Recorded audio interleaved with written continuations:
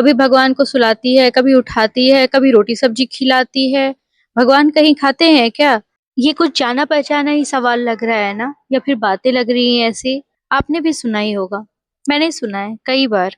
तो बहुत ज्यादा नहीं, पर थोड़ा इसका जवाब देने आई हूँ मैं आज अपने इस ब्लॉग में, जहाँ सुबह का मॉर्निंग रूटीन बताऊंगी अपना कान्हा जी के साथ में, और साथ ही साथ एक घटना बताऊंगी जो कि मेरे साथ हुआ है, जरूरी है शेयर करना। हरे कृष्णा, राधे राधे। कैसे हैं आप सभी?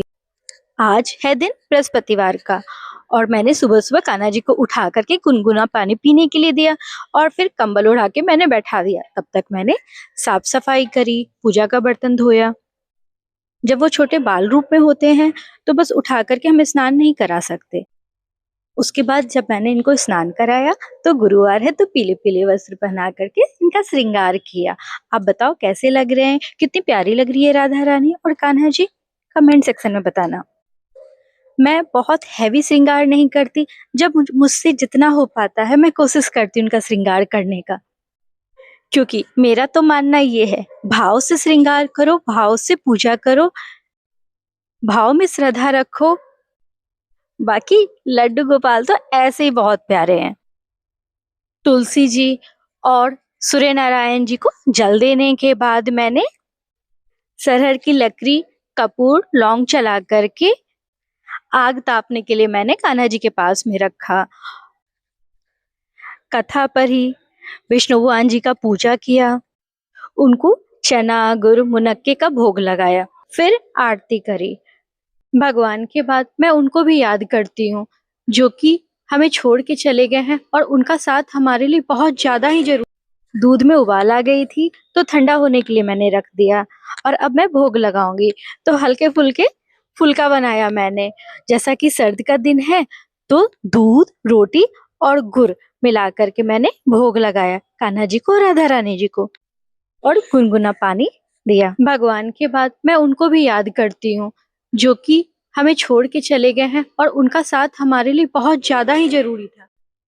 पूजा समाप्त हो जाने के बाद, क्योंकि मैं बाहर जाती हूँ अपनी बिटिया को लेके, तो मैं दोपहर के लिए गुनगुना पानी और कुछ ड्राई फ्रूट्स लड्डू गोपाल के पास में रख देती हूँ, और उनसे आज्ञा ले लेती हूँ हमारे दिन को अच्छा रखना, अपनी कृपा बनाए रखना, और साथ साथ अपना भी ध्यान रखना। पास में एक धूप जला के रख देती हूँ, एक दीपक भी जला के नहीं छोड़ती, डर लगता है।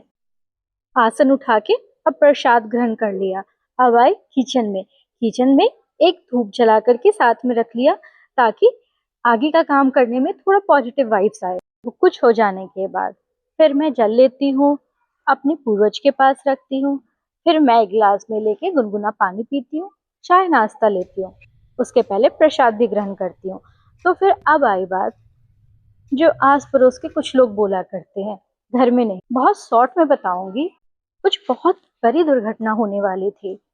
एक पल को ऐसा लगा कि जैसे सब कुछ छिन गया, और बृहस्पतिवार का ही दिन था, आज से 3 सप्ताह पहले, जब हार गए। क्या लोग सही बोलते हैं कि मैं समय जाया करती हूँ पूजा करने में, आप भी मेरे साथ ऐसा करोगे? उसी क्षण कुछ ऐसा हुआ जो सोच भी नहीं सकती थी, जैसे कि कुछ बुरा हुआ ही नहीं था और सब कुछ एक बार में ठीक हो गया।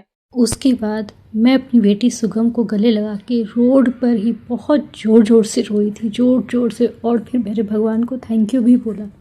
काश कि मैं ये बता पाती एग्जैक्टली हुआ क्या था, बट फॉर सेफ्टी रीजन नहीं बता पा रही, क्योंकि बहुत ही ज़्यादा पर्सनल डिटेल है। उसके बाद जब एक्टिविटी क्लास ओवर हुआ तो मैं और मेरी बिटिया गए भगवान को थैंक यू बोलने के लिए, और हमारा बहुत सुंदर दर्शन हुआ। आप भी कर लो। राधे राधे।